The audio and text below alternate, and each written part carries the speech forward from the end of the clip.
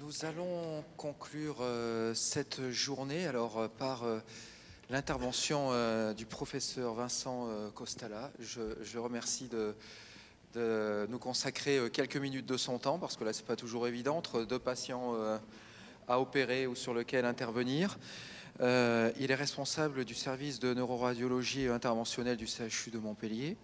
C'est avec lui également qu'on a mis en place, qu'il a été pilote médical, si vous voulez, du télé-AVC en version mobile, qui nous a bien mis la pression en tant que professionnel de santé. Il a bien eu raison pour qu'on puisse un jour recevoir des images IRM de suspicion d'AVC ou scanner sur un téléphone mobile ou sur une tablette PC en toute sécurité.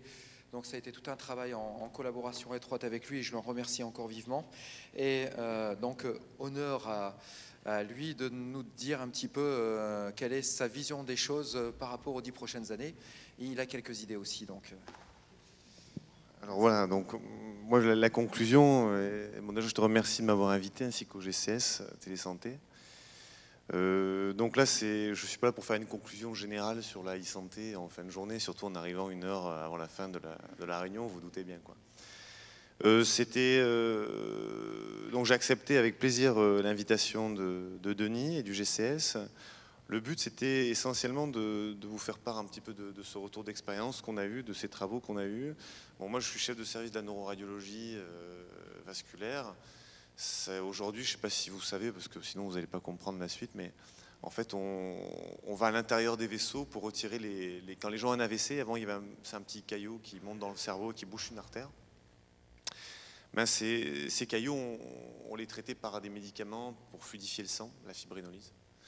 Et en fait, ça avait des limites, parce que quand le caillot était trop gros, ben, ça ne marchait pas et les gens gardaient de lourdes séquelles de leurs AVC.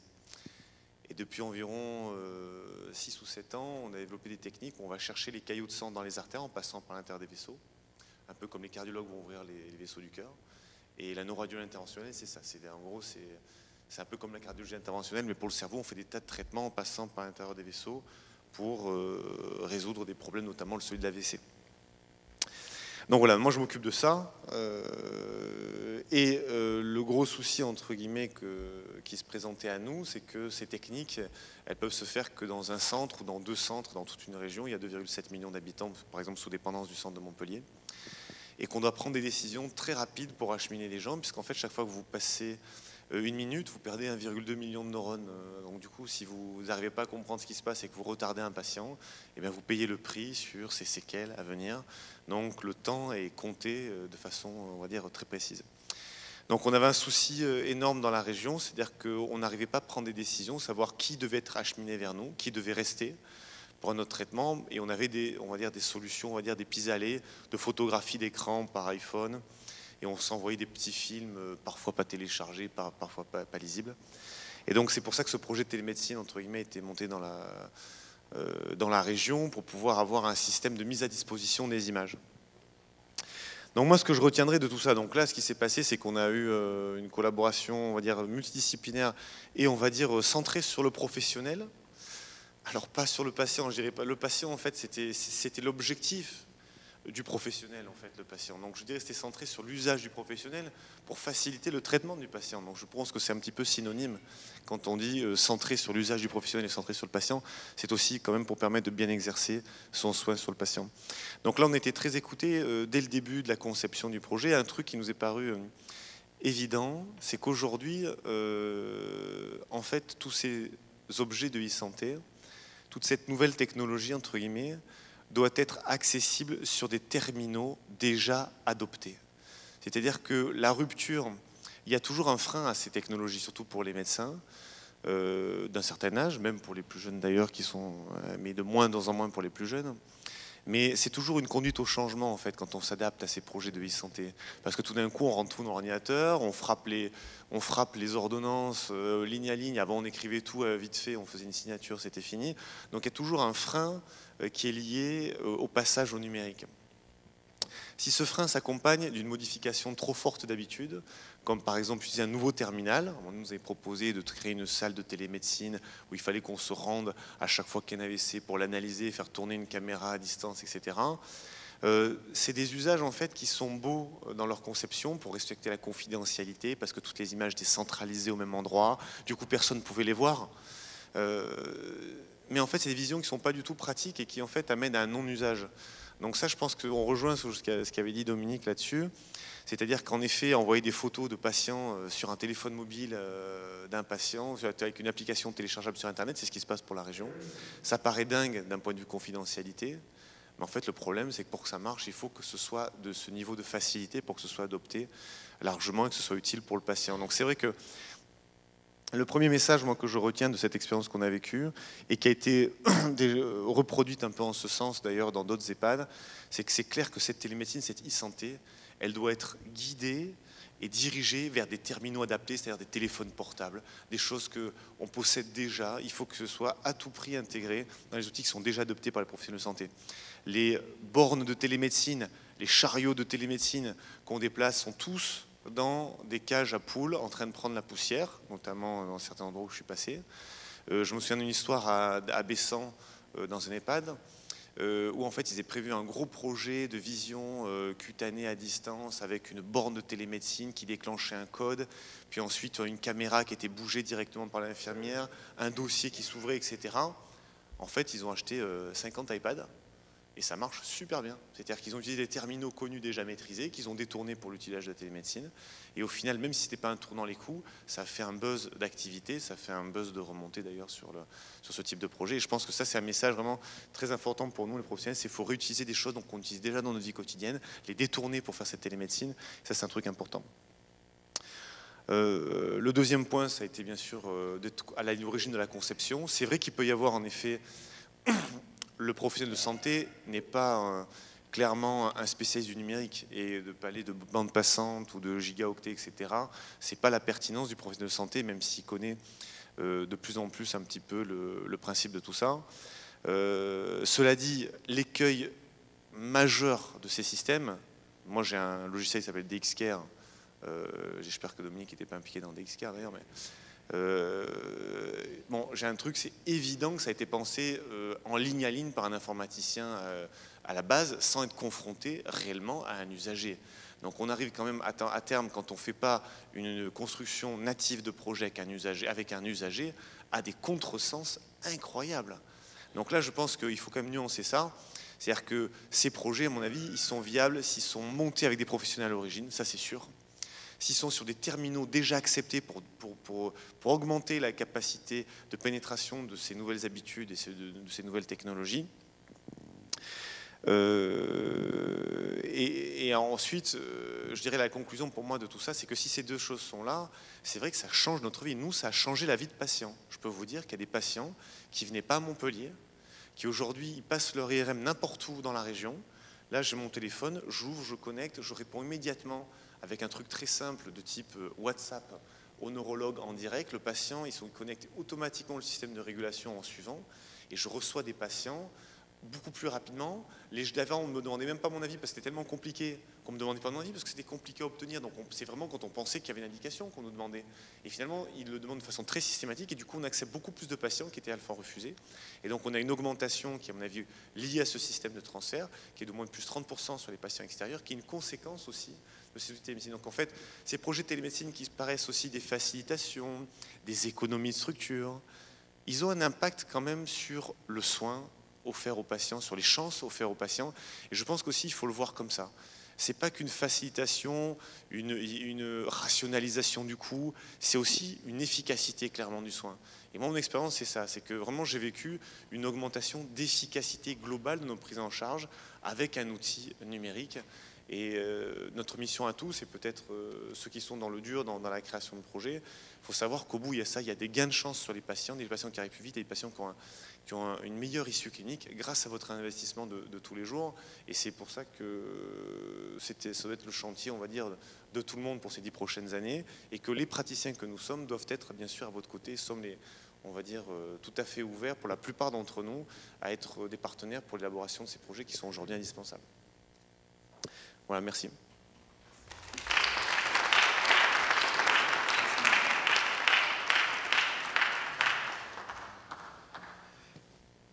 Merci beaucoup pour cette conclusion. J'avoue également que ça nous a bien secoué, nous, au niveau des équipes techniques, parce que ce qu'on appelle un recettage, c'est-à-dire les tests que vous faites une fois qu'on a implémenté, qu'on a mis en place une plateforme comme celle du télé-AVC, pour l'avoir connu, moi, à l'époque, avec des collègues comme le professeur Giroud, en 2003, 2004, etc., on mettait en place une salle, il y avait 3 écrans, on testait, ça marchait pas, mais tout le monde allait dans cette salle, c'était terminé. Là, maintenant, avec les supports mobiles, Vincent, entre 2 consultations ou autre chose, quand on arrivait avec Julie ou avec d'autres personnes de l'équipe et que l'application ne marchait pas, elle ne marche pas. Voilà, on repart à nos calculs et puis c'est terminé. Ça dure 3 secondes et puis il faut qu'on réimagine les tests et quand on se revoit, ça a intérêt à fonctionner. Mais ça ne fonctionne pas comme ça avec son mobile, comme on fonctionne avec 3 écrans dans une salle. Donc ça a remis aussi en cause nos process et c'est ce qui fait tout l'intérêt aussi de la situation. Mais ça nous a secoué aussi parce que ça nous a ramené à nos études. Vincent, il nous dit, voilà, je me rappellerai, hein, c'était une fois avec Julie, enfin on a rigolé, mais maintenant on peut en rire. Mais sur le coup, on est rentré dans le bureau, il nous a dit, il s'est connecté comme ça, et puis, bon, ça marchera, peut-être que ça marchera. Bon, bah, à bientôt. Et puis, c'est normal, il a du boulot, lui. Hein. Il y a des patients qui attendent, qui sont en train de perdre des neurones, et on s'est retrouvé dans le couloir en 3 minutes. Et derrière, eh ben, il a fallu se réfléchir à d'autres choses. Comment faire pour savoir si c'était pas l'absence de couverture mobile? Est-ce que c'était son système d'exploitation? Est-ce que c'était son type de téléphone? Est-ce que c'était son abonnement? Est-ce que c'était son opérateur? Et tout ça, on ne l'avait pas imaginé. Donc du coup, eh ben, on s'est acheté des cartes de différents opérateurs. On s'est acheté différents types de téléphones. On a fait des tests dans différents endroits, etc., pour reproduire, pour savoir d'où venait le souci. Mais ces soucis-là, on ne les connaissait pas il y a quelques années, quand on faisait du fixe en tant que tel. Et c'est ce qui a été intéressant et passionnant à faire avec toi et avec vos collègues. Et alors, je ne parle pas des petits jeunes qui arrivent là maintenant, qui eux, alors là, si on leur dit que la mobilité, c'est pas possible, alors qu'ils ont été éduqués avec la tablette PC dès leur premier jour, ça va être un petit peu difficile. Donc en tout cas, merci pour ce témoignage. Et ce que ça nous a montré, c'est que de toute façon, cette optimisation, si elle était sortie de nos têtes, elle n'aurait pas été nos têtes informaticiens et techno, elles auraient correspondu à rien. Donc on a eu aussi la chance d'avoir des interlocuteurs qui n'ont pas que ça à faire au quotidien, mais on a eu cette chance-là, mais il faut les écouter absolument, contrairement à des fois des idées qui peuvent arriver et nous dire que c'est parce qu'on a une plateforme technique qu'ensuite les professionnels ils vont se caler dessus. Comme si on imaginait le professionnel à la fin de sa journée en train de se dire « Ah tiens, il y a une belle plateforme en Occitanie, je vais me connecter pour la tester. » Donc enfin, voilà, ça peut faire plaisir au ministère de la Santé, mais dans le concret, c'est plus difficile. En tout cas, merci vraiment pour tout ce que vous avez pu apporter et ce que tu as apporté. Merci beaucoup, Vincent. Monsieur Paquel, un petit mot de conclusion également, qui a résisté toute la journée entre 2 quintes de tout et... Bon, en même temps, on ne se faisait pas trop de mauvais sang parce que vu le nombre de professionnels de santé qu'il y a dans la salle, bon, à un moment, on s'est fait des soucis. Hein. On s'est dit, est-ce que ça va être un test pour le SAMU, SMUR du 30, du 11 ou du 31? On ne savait pas trop. Ah oui. Il y en a quelques-uns. Oui, il y a même du SAMU de plein de départements. Comme ça, en plus, on verra celui qui sera le plus performant. Donc, Monsieur Paquel est à la tête d'un cabinet d'assistance et de maîtrise d'ouvrage depuis de nombreuses années et qui a l'habitude d'encadrer et de conseiller des professionnels de santé, des organismes, des établissements de santé dans la mise en place de leur structure et plateforme de santé. Alors la première question, quand même, une première petite question, parce qu'au fond, ça explique pourquoi je suis là. C'est pourquoi on m'a... D'abord, j'ai été passionné, donc quand j'ai appris que quand j'ai vu que j'étais malade et que ça grimpait, je me suis dit, je ne vais pas rater quand même. Je ne vais pas rater parce que vu le programme, il y a plein de gens qui vont m'apprendre des trucs, donc on saute. Je ne vais pas rater cette occasion. Ça, c'est un premier point. Le second point, c'est pourquoi on m'a demandé à moi d'être un grand témoin. Alors en fait, un témoin grand, je ne sais pas, mais un témoin. Alors en fait, ça tient à mon parcours et aux aventures qui me sont arrivées. Alors la première, c'est que je suis ingénieur, économiste, statisticien. Donc j'avais mon temps et Ça fait beaucoup de défauts, ça. Hein. Pardon. Ça fait Et donc, mon premier boulot a été dans les services du Premier ministre, le Centre d'études du revenu et des coûts, en 1969. Bon. Et puis, en 1976, on nous explique qu'il va constituer d'urgence une équipe solide sur la dépense de santé. Moi, je réponds, vous voulez bien aller dedans, mais j'y connais rien. Elle m'a dit, rassurez-vous, personne n'y connaît rien. Très bien. Donc, et on me dit, il faut qu'elle ne peut pas continuer à croître, c'est pas possible. Le président l'a dit, alors, enfin, Pompidou l'avait dit, et puis Giscard l'a redit, donc Raymond Barre s'est intéressé directement au sujet, très bien, et donc il fallait absolument faire ça. Moyennant quoi, au bout de 5 ou 6, de quelques années, je suis devenu chef de l'équipe, évidemment, bon, c'est comme ça. Et puis, de fil en aiguille, ma conclusion a été très simple. Après avoir publié plein de trucs que je vous encourage à regarder sur la documentation française, la seule conclusion, c'est prenez un papier logarithmique, parce qu'elle a cru chaque année, et à l'époque, elle était seulement à 11%, oui, je crois. Bon, et j'ai dit, depuis l'eau est coulée sous les ponts, les Américains sont à 17-18%, on n'est pas plus cons qu'eux, donc on est largement capable de les rattraper. Donc de ce côté-là, voilà. Après, je suis parti m'occuper d'informatisation dans une agence issue du rapport Noraminck, et puis j'ai créé une association Eddy Santé. Alors, on a pas mal parlé aujourd'hui, je fais écho à pas mal d'interventions, on a pas mal parlé aujourd'hui de normes, d'interopérabilité, de ce qui était important. Et les EDI, en fait, même si ça paraît ringard comme nom, était échange de données informatisées. Donc on mettait l'accent sur est-ce que des gens veulent communiquer. Et s'ils veulent, bon, dans l'association, il y avait la CNAM, il y avait des grands hôpitaux, il y avait les syndicats de médecins, il y avait, etc., etc. C'est comme ça que j'ai le plaisir de connaître, d'ailleurs, Dominique Jean-Flamme. Voilà, entre autres. Et donc, on a monté un certain nombre d'échanges, de propositions d'échanges, et puis ça n'a pas marché. Enfin, ça n'a pas marché. Si. L'association vivait bien, mais en fait, on n'arrivait jamais à appliquer quoi que ce soit, et très difficilement. Et puis, on s'est tourné vers le médico-social, qui, lui, était en grave déshérence, parce que les conseils généraux avaient des problèmes terribles de financement. Et donc, là, ça a marché. Et donc, ça s'appelle maintenant EDES, Échange de données économiques, sanitaires et sociales. Et en fait, je me suis dit, bon, ça marche bien, donc je me tire. Après pas mal d'années, et maintenant je travaille avec l'Union européenne pour aider ou pas le Health Network, qui est le réseau des pays, parce que l'Union n'a pas de compétences santé. Et j'accompagne aussi plusieurs actions de terrain dans les régions. Je n'en parlerai pas ici, mais je veux bien en parler. Bon, alors, qu'est-ce qu'on cherchait? On m'a demandé de chercher ce que serait la santé dans 20 ans, à la fin d'une journée des sociétés des systèmes d'information. Ce que je considère, et donc j'ai écouté bien soigneusement, malgré tout ce qui se disait, et effectivement, on constate d'abord que la santé, c'est un système très complexe et compliqué. Compliqué, ça probablement... Alors j'ai une parole assez libre, hein, et c'est probablement lié à beaucoup d'administrations tout en haut qui s'ingénient à compliquer. Donc, je tiens... Bon, et c'est aussi un concept, l'OMS l'a étendu, comme vous le savez, et c'est aussi des systèmes humains, psychologiques, culturels, sociaux, juridiques, organisationnels, techniques. Bon, et il y a des invariants. On en a parlé aujourd'hui, et c'est ça qu'il faut arriver à chercher si on veut y voir clair. Ces invariants tiennent à la nature humaine, d'une part, ça a été dit, et d'autres à la structure de la société. Donc il faut certes parler des SI, mais s'apercevoir qu'il s'agit de SI au sens large du mot information. Qu'est-ce qu'on échange? Les gens qui n'ont pas envie d'échanger, ce n'est pas la peine d'essayer, ils ne voudront pas. Donc dans un premier temps, il faut faire ça. Alors, c'est un peu ce que disait d'ailleurs le professeur Viala au tout début, tout changer pour que rien ne change. Bon, et effectivement, on s'aperçoit souvent que ça peut être bien et ça peut être pas bon.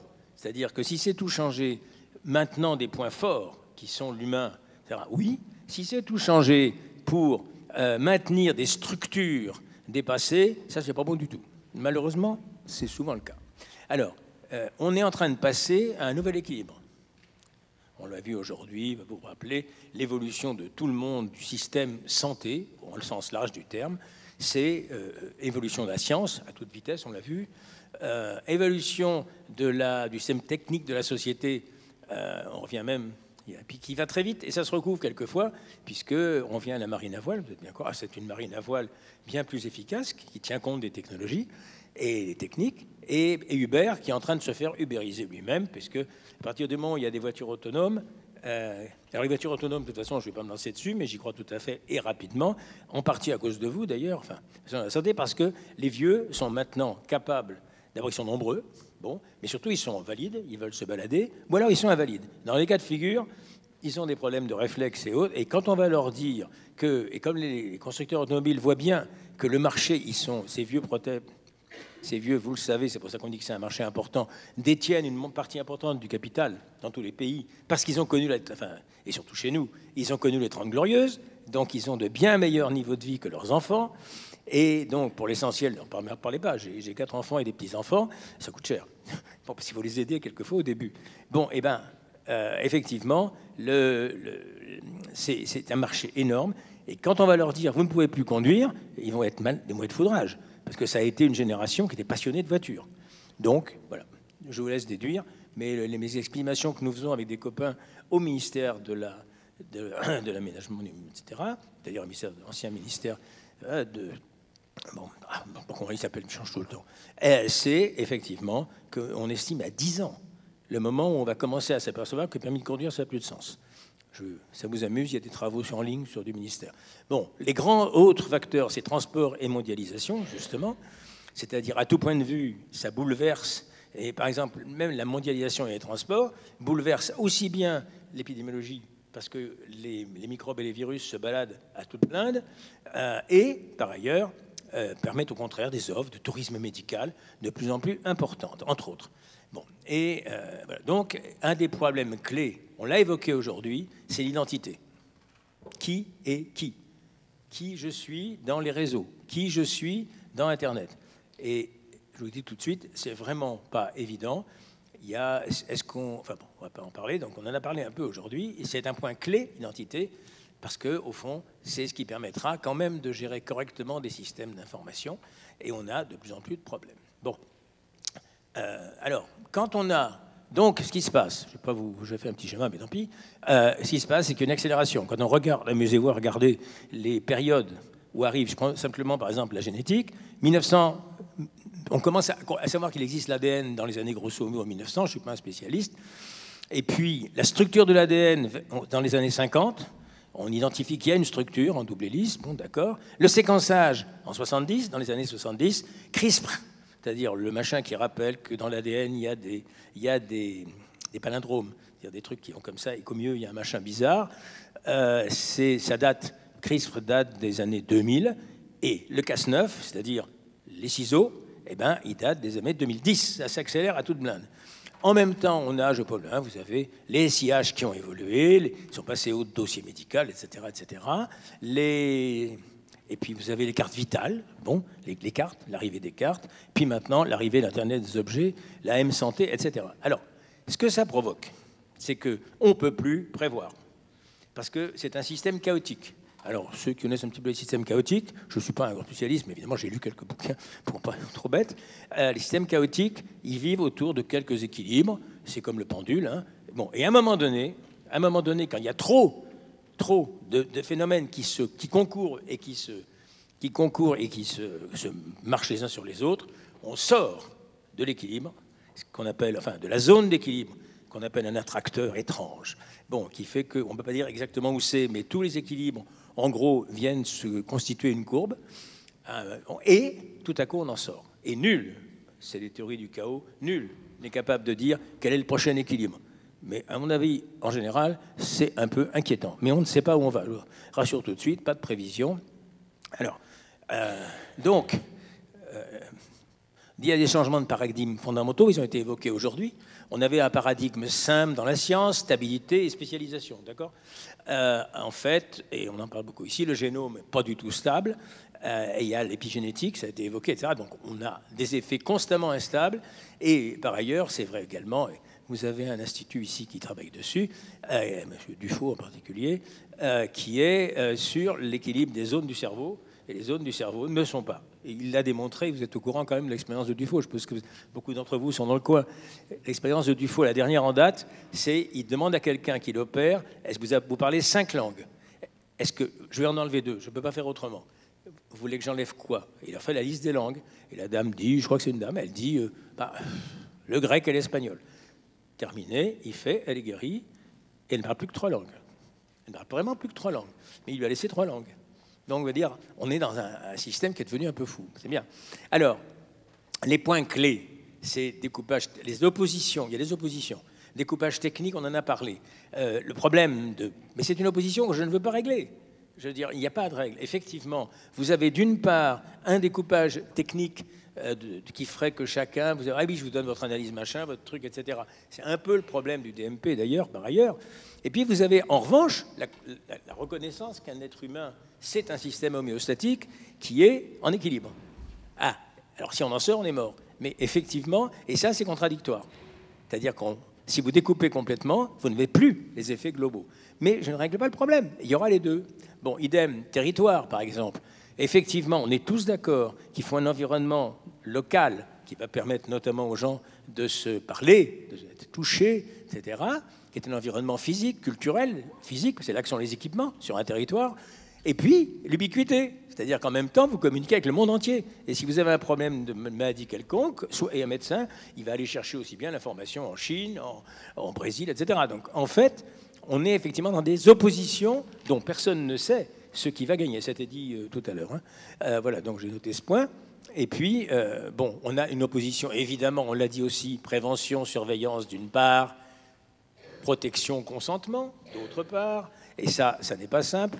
Parce que ça paraît simple, mais bon, je vous garantis qu'en réalité, le consentement, c'est un concept très, très compliqué. Et enfin, surtout, responsabilité du patient, ça a été aussi dit, j'ai coché tout ce qui avait été dit, et versus dépendance croissante. Le problème, c'est que est-ce qu'on va garder la responsabilité du patient, quitte à avoir des résultats un peu moins bons sur le plan statistique, etc., ou est-ce qu'on va vers un monde où il y a une dépendance croissante, parce qu'on en a vu ça, et on lui dit ce qu'il a à faire, pour résumer. Bon. Alors, donc ce qui compte, et en fait la conclusion aussi, c'est qu'il y a la donnée, on le sait, qui va remplacer en fait l'essentiel. C'est-à-dire les systèmes d'information qui ont été vus d'abord du haut comme des systèmes sont maintenant, vont être explosés par le primat à la donnée. Le petit problème, puisque je travaille sur l'ensemble de pays dans le monde, le petit problème, c'est que malheureusement, les pays qui n'ont pas des systèmes d'information évolués comprennent très vite qu'on peut concevoir autrement la relation entre les différents établissements et avec les professionnels et avec les patients, parce qu'ils travaillent sur la donnée. Ils ne créent pas d'abord une structure pas possible pour l'établissement. Je ne reviendrai pas, mais on en reparlera quand vous voulez. Alors, là-dessus, effectivement, les systèmes traditionnels des SIH, pour prendre un exemple, s'ils ont été conçus sur d'anciens mécanismes d'organisation qui sont dépassés depuis probablement déjà 10-15 ans, je ne leur en veux pas. S'ils s'adaptent, s'ils savent s'adapter, s'ouvrir à un certain nombre de choses, ils pourront survivre. Sinon, ils ne survivront pas. C'est simple, ils ne survivront pas. On l'a vu partout. Hein. Bon, un peu provocateur, la M-Santé, qui est en fait le bout du bout, puisque la M-Santé, c'est tout le temps, partout, tout le monde qui communique, va manger les SI. Alors ça, c'est un peu provocateur. Va digérer les SI. Voilà. On a donc... et qui va contrôler? C'est les gens qui contrôleront les réseaux, puisque c'est eux qui feront les échanges entre l'hôpital local, etc. Oui, mais qui seront ces gens? Et effectivement, c'est là qu'on peut craindre. Si on ne se mêle pas de ça, ça a été dit tout à l'heure justement par M. Pont, eh ben, on va être complètement cuit. Et parce qu'on n'aura pas la même philosophie, mais qu'est-ce que vous voulez, la philosophie, c'est bien, mais, pardon, mais le problème, c'est qu'il faut aussi se donner les moyens de pouvoir s'imposer. Et ça n'est pas évident. Voilà. Donc, ensuite, il y aura, je prends en vrac, hein, la demande de contact humain physique, heureusement, va revenir. Elle va revenir. C'est une certitude que je tire de ce qu'on a pu voir au cours des années. Les gens ne vont pas vouloir tout faire. Ils vont utiliser à fond les réseaux, mais à un moment donné, ils vont essayer d'avoir des réels contacts humains. Donc, de ce côté-là, c'est encore... Bon, alors, les MOOC, tout ça, c'est bien, mais même en formation, ils voudront à un moment donné avoir un contact réel avec un prof sur lequel on peut discuter, etc. Donc, et je dis ce que je disais tout à l'heure, quand on a fait de l'EAO, tout le monde, et moi-même, était surpris que les élèves disaient tous, oui, bah, c'est mieux que le cours. Mais le problème, c'est quand on a surenquêté là-dessus, ils ont dit, oui, mais c'est parce que le cours, tout le monde se fout de nous. Alors que, bon, et ça, c'est malheureux. C'est-à-dire ce que je disais, il faut probablement penser que la relation humaine va se rétablir, sinon on ne pourra pas faire ça. Il faut aussi ne pas caricaturer la relation humaine. Monsieur Bringer a parlé des effets collatéraux, j'en parle pas, mais ils sont très importants. Donc finalement, la chaîne qui va se produire, alors, va beaucoup réduire le recours à l'hôpital, et en général à l'hébergement. On est tous d'accord là-dessus. D'une part parce qu'on fait de la prévention avant, d'autre part parce que effectivement les gens préfèrent être au domicile. Bon, s'ils peuvent, préfèrent. Alors là-dessus, je serais un peu plus réservé que ce qu'a été la réaction du patron d'Aetna. Aetna, c'est le numéro 1 de l'assurance maladie aux États-Unis. Hein. C'est une... Bon, d'accord, qui a été racheté avant-hier par CVS, qui est le numéro 1 mondial de la distribution de médicaments. En tout cas, aux États-Unis et dans beaucoup d'autres pays. Il l'a racheté. Alors, et il dit, ce que dit le patron d'Aetna, il dit, the home is the least expensive and most convenient setting for care. If it can't be in the home, it should be at a retail clinic only a few miles away. Et if you have to go to the hospital, we have failed you. What if that were the way the system was designed? C'est-à-dire, le système a-t-il été conçu pour que... Voilà. Et donc, il dit, that will shut down hospitals. Alors, entre nous, il exagère. Il exagère, vous savez, enfin, si vous lisez des commentaires sur Internet, il y en a plein. En fait, c'est parce qu'il a la trouille qu'Amazon... Ça devait arriver qu'Amazon le débarque. Donc, bon, il exagère pas mal. Mais quand même, il y a du vrai. Il y aura toujours des accidentés, enfin des choses graves, où on ne peut pas dire, va rester chez vous, mon pote, vous êtes en 3 morceaux. Non. Donc, il y a quand même. Mais c'est vrai qu'il y en aura beaucoup, beaucoup moins. L'hébergement sera au maximum. Souvent, on essaiera de le faire près des gens. Parce que l'information, l'information en général, c'est une information qui peut venir de puissants médecins, qui aujourd'hui sont tous dans les CHU, elle peut venir d'eux, mais ça n'a rien à voir avec le fait qu'ils habitent dans le CHU. D'ailleurs, voilà, donc là, si vous voulez, il y a, par exemple... Bon, un risque aussi, c'est la concurrence des réseaux et des... Si vous recevez chez vous, comme moi, de la publicité charitable pour une cinquantaine d'organismes qui peuvent soigner les petits-enfants qu'on sait, soigner la mucoviscidose, etc. Or, aujourd'hui, le danger, c'est qu'il y ait plusieurs concurrents de réseaux. En fait, il y aura, c'est pas danger, c'est il y aura des réseaux de patients, des réseaux locaux de proximité, etc., etc. Le risque, c'est l'éclatement possible. Je vous dirai un petit mot si j'ai 2 minutes. Voilà. Et un dernier point, donc les notions clés, je dis l'identité, et faire attention aussi à la formation. La formation ne doit pas être de la propagande. C'est pas facile. C'est pas facile. Donc, on en a parlé aussi tout à l'heure. Qu'est-ce que les gens savent et qu'est-ce qu'ils vont chercher?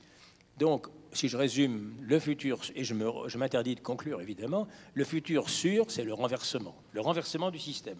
On part du bas et jamais plus du haut. En général, ça merde, je vais être délicat, mais c'est comme ça. On part du bas, on y va tranquillement, et puis on regarde effectivement quelques points clés, les données, comment elles partent du bas. Les principes, le principe et valeurs que vous voulez imprimer, la résilience, c'est-à-dire que tout le monde doit s'attendre à ce que tous les 3 jours, on lui annonce que ce qu'il a fait, ça ne servait à rien. Alors, je vous donne un exemple. Les pauvres gens qui avaient travaillé sur les voitures guidées par des trucs sur les routes, etc., avec d'ailleurs un gros danger, parce que celles qui n'étaient pas guidées, elles heurtaient les autres, c'était un danger public. Or, un beau jour, il y a un abruti qui lance un satellite, terminé. Le GPS a géré le problème. Bon. Donc, il y a énormément de cas où on voit bien qu'il y aura effectivement tout le temps des changements. Je vous dis, on est en système chaotique. Il faut être constamment prêt à dire, bon, on a fait ça, ça peut être intéressant, gardons ça, mais il faut tout refaire. C'est comme ça, en période. Alors, je me suis amusé, si j'ose dire, ça c'était hier, quand je ne croyais pas que je serais malade, je me suis dit, je vais faire 3 petits scénarios, parmi une centaine possible, puisqu'il n'y a pas de certitude. Le premier, je l'ai appelé odieux, je vous le résume. Il y a une crise écologique et migratoire en 2032. La planète et les sociétés se fragmentent, les empires survivants se barricadent et se refragmentent encore à l'intérieur. Et j'ai mis des noms, Kumba, Martin, ça veut dire qu'il n'y a pas une question de pays. Kumba est un nom africain, Martin est un nom français. Ces capteurs lui indiquent qu'elle a un problème de risque de réquer une crise. Tout ça a été détecté et surveillé par le réseau de vigilance, qui la prend en charge. Un robot spécialisé, porteur d'équipements de synthèse adapté à son cas, se pose dans son jardin. La crise évolue vite. Kumba a 104 ans. La pose d'un cœur artificiel est indispensable. Le drone emmène Kumba au centre spécialisé universitaire de Minorque. Il est sévèrement protégé. Voilà. Alors ça, c'est parce que Kumba a quelques sous et qu'on veut s'occuper de son cas.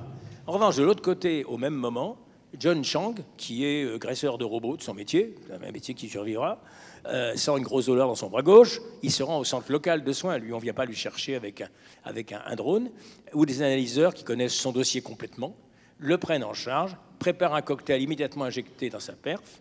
Vu son âge, 72 ans, et pas 104, hein, son niveau de risque et son utilité sociale qui ont été évalués on en a parlé tout à l'heure, hein, le traitement est évalué pour limiter le risque d'acharnement.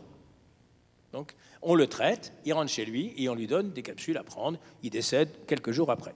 Alors, ce système totalement terroriste, qui séparera les riches et les pauvres, et qui fera que les riches pourront aller dans des îles protégées, etc., voir des vrais médecins, ce système, à mon avis, n'est pas stable, sûrement pas. Parce qu'il y aura quand même beaucoup de professionnels et autres personnes qui restent attachées à la chaleur humaine, qui créeront des réseaux de résistance et des structures pour les pauvres. Donc, en attendant, il y aura des émeutes et le système s'effondrera. Donc, c'est tout. Ça, c'est un cinéma optimiste. Alors, le deuxième scénario, qui lui est très inquiétant, après une crise épidémique virale très dure, en 2032 toujours, la prévention devient obligatoire par surveillance de la personne, avec l'approbation de tous ou presque. Une grosse prise. Bon. Les voies divergentes sont rapidement étouffées. Les dossiers complets administratifs et sociaux absorbent désormais les dossiers de santé. Les maladies reculent, oui, la santé publique est sous contrôle et chaque personne est surveillée médicalement par des systèmes automatiques et, si nécessaire, par action du centre local de santé. Les systèmes d'information de la population deviennent des systèmes d'endoctrinement et des applications ramènent la paix. Zen ramène la paix. Alors, je vous signale, je viens de travailler sur l'Inde, il y a une superbe application Zen qui vous permet d'avoir plus de paix, qui est financée par le ministère de la Santé indien. Donc, ça existe. Bon, on vous met les applications Zen, il vous fait de la musique qui va bien, tout, et vous voilà rassuré. Alors, quand Maria ne se sent pas bien, parce que c'était Maria, je l'ai appelée, bon, je ne vous lis pas tout, son robot compagnon lui injecte un calmant adapté pour elle, pendant que le réseau réanalyse ses données et se connecte à la base centrale pour situer Maria. Elle a probablement un début de crise. Si cela s'aggrave, elle est convoquée au centre qui, en relation avec le centre de vigilance universitaire, l'hospitalise dans l'antenne territoriale où se trouve l'équipement permettant de placer un stent. Elle est accompagnée chez elle, elle ne sait pas très bien ce qui lui est arrivé. Le supermarché et son antenne locale voient leur programmation modifiée pour n'accepter d'elle que des achats de produits alimentaires autorisés en fonction de son état. Ce scénario est le pire parce que je ne vois pas. Si on fait ça, c'est-à-dire que ça a été évoqué aujourd'hui, hein, si on va là-dedans, c'est-à-dire qu'il n'y a plus de contrôle des gens, etc., et qu'il y a une puissante autonomie, eh bien, seul un bouleversement externe majeur semble pouvoir réveiller l'humanité. Il y a eu pas mal il y a même eu un film là-dessus, etc., qui est que, effectivement, bon, alors, troisième scénario, et le dernier, optimiste, lui vraiment optimiste, le second c'est l'horreur, plus optimiste, les grandes organisations et ONG humanitaires ralliées par un dictateur bénévolent de Panasie, parce qu'il faut bien qu'il y ait un État qui soutienne ça à fond, Panasie est devenu gros, en 2032, donc il les rallie, et que j'ai appelé Selim von Beveridge, tombe étrangement malade. Le réseau local qui l'informe, il informe le réseau local, il a consenti dans ce cas à être pris en charge, il alerte les personnes professionnelles qui s'occupent de lui et qui le suivent. Elle confirme confidentiellement les données de Selim avec les grandes bases et décide d'un suivi et d'un traitement. Il l'en informe ainsi que des risques et s'entendent avec lui. Il l'invite à en discuter sur le réseau ou même en venant au centre local de contact ou chez lui lors d'une prochaine tournée. Si Selim est irresponsable, ce qui s'y arrive, on est bien d'accord, ou incapable de répondre dans un délai raisonnable, il se tourne vers les personnes désignées pour être ses tuteurs et la pâtisserie locale. Effectivement, on l'aide, mais son bracelet lui permet de savoir s'il prend un risque ou pas avec les produits trop chargés en molécules nocives pour lui. C'est le scénario qui a été un peu évoqué là, hein, où les gens redeviennent responsables, etc. Donc voilà, donc si vous voulez, 3, mais il pourrait y en avoir 50, hein, mais c'est tous déduit de l'évolution en cours aujourd'hui. Voilà. Je n'ai pas voulu vous impermer. n'ai pas voulu vous déconseiller.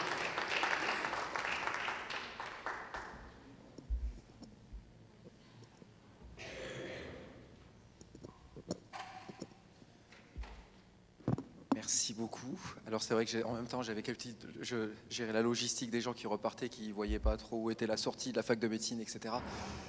En tout cas, merci de votre conclusion et nous avoir fait partager cette expérience et également un retour un peu aux sources hein, en cette fin de journée. Point final à cette journée des systèmes d'information de santé. Je vous remercie pour votre présence et également pour la qualité des interventions. Et c'était, oui, ça faisait partie en fait des journées systèmes d'information de santé que l'on réalisait, qu'on organisait 2 fois par an à peu près hein, au niveau du GCS. Et l'objet, c'était de sortir un petit peu la tête du guidon de nos adhérents, de leur quotidien, quel qu'il soit, professionnel comme dirigeants d'établissement, comme professionnels de santé, comme voire infirmiers, médecins libéraux, pas libéraux, privés, publics, etc. Donc voilà, et on espère que cette journée a pu aussi atteindre son but. En tout cas, merci beaucoup.